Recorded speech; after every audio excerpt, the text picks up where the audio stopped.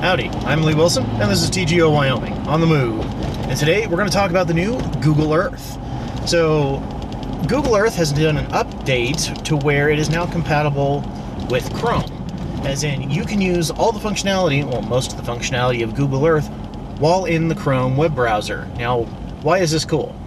Google Earth is a fantastic application. If you guys haven't used it, I highly recommend you check it out.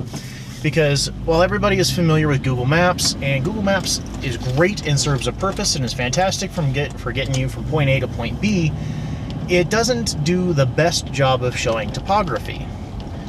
So Google Earth steps in that role and is very detailed. It not only gives you the satellite imagery that you desire, but it also gives you topography. So, yeah, buds, it does. It gives you topography. So, why is that important? Well, when you're doing some trip planning, which I have been doing a lot of recently, oh boy, we're about to see a wreck. We did not see a wreck. Good. Ooh. Yeah, it's a Monday morning in Casper, Wyoming. Okay, so, gotta refocus, recenter here. So the trip planning I've been doing lately, to figure out where to go, I want to go find some new places to fish, new places to camp, places that are close, places that are far, and the Bighorns, the Snowies, the Ferris Range, which not sure I can actually get to, I'm not sure how much of that is public, the Shirleys, the Medicine Bow National Forest. There's all sorts of places I want to go this year, but I need to know, what is it going to look like? So Google Earth, with that three-dimensional topographic view, gives you a great idea of what kind of elevation gains you're going to have, what kind of canyons you're going to run into. And so I spent a good chunk of time last night poking around on it and looking up Crazy Woman Creek and Crazy Woman Canyon in the Bighorns. So Robert and I have got to do a scouting mission. Probably not this weekend or next weekend, but the weekend after, or maybe the first weekend of June, we're not really sure. We've got to make a run up to the Bighorns and see if the Deer Park or Deer Creek campground is still open in the Bighorn National Forest. The reason being is that is the campground that the Wyoming Flycasters uses to host their annual 10-sleep trip, where everybody fishes on the upper and lower 10-sleep creeks and the 10-sleep lakes. If that campground's not open, I gotta find something different to do, because guess what? I'm the stream keeper this year, along with my wife Cheryl, and we're the ones who are responsible for organizing and getting everything ready to go. So Robert and I are gonna take a quick scouting trip up there, do an overnight, take some film, shoot some photos, shoot some video, have ourselves a good time. Last year when I was up there, somebody, and I can't remember, it might have been somebody at the Rangers station, mentioned it might have been when we were down in Buffalo. This might have been a couple of years ago. Regardless, somebody mentioned the Crazy Woman Canyon Road. Now, apparently it is a four-wheel drive road. It is not passenger car friendly.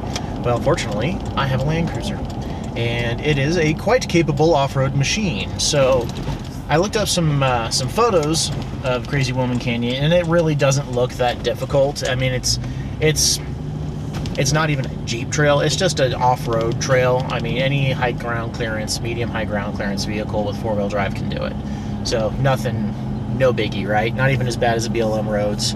I mean, it's an improved road. It's like the BLM 2-track that I was driving on last weekend, the weekend before last. That was unimproved, right? So this doesn't look that bad. But it looks like an absolutely beautiful place to go adventure. So my idea is to take off and go halfway between KC and Buffalo, and then take off and go up the Crazy Woman Canyon Road, which then drops us off within several miles of where we'll need to be for the turnoff to go to the Deer Creek campground.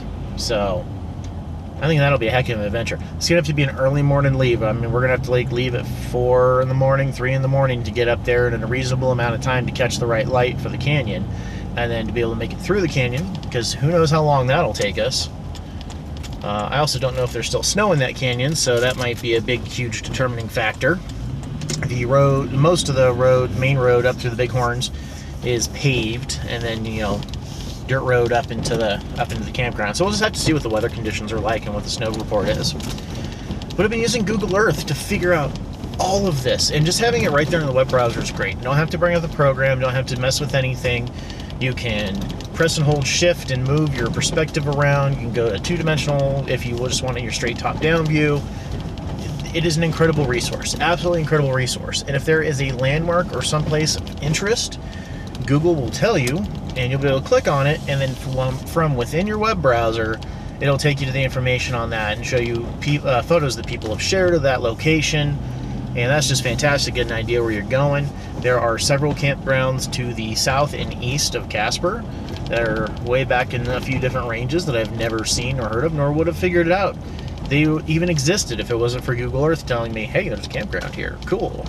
And, you know, getting a link to the U.S. Forest Service site. So, awesome resource, really lets you easily know, you know, where you're going, map it out, plan it out, save your locations. That's another great thing, is you can pick a spot, you can save that, and it saves across your Google account. So that just makes it even better. I mean, that's trip planning at its finest. Not quite, but I mean, it's still pretty good. Now, if they just had the USG or the landownership overlays like the Onyx Hunt Map system does, then it would quite literally be perfect. But it doesn't, so it's not. Yeah, check out Google Earth and the new Chrome extension. Just ability, if you have the Chrome web browser, you can look at Google Earth right from your web browser. You don't have to download the program, don't have to run it, nothing. It's just fantastic. Yeah, see, even Roger agrees that it's fantastic. But it's time for me to get him into daycare, so thank you guys for watching. Hopefully you found this video educational and or entertaining. I was going for mostly educational on this, with a little bit of entertainment. Roger wants entertainment. So, yeah, if you like this video, just give me a thumbs up. If you want to share it with somebody you might think, or you think might find it useful, just hit that share button. Share it to your favorite social media platform. Speaking of social media, you can follow me on Instagram, Twitter, and Facebook. Instagram being the most awesome way to follow me, because it's great. It's just great. Yeah, okay, we're getting ready, bud. But yeah, on that note, you know, if you do your Amazon shopping online, click through my link at tgowyoming.com/support. Check out tgowyoming.com. I'm adding more stuff. I'm doing a lot of behind-the-scenes work on it right now, so it's kind of hasn't been updated in like a month for what you guys would tell, but it's been updated like 3 days ago from the work I've been doing on it. All right, ready, Budzer? Ready? Time to go? Okay. Well, thanks again for watching, guys. And as always, stay safe, shoot straight. I'll see you next time.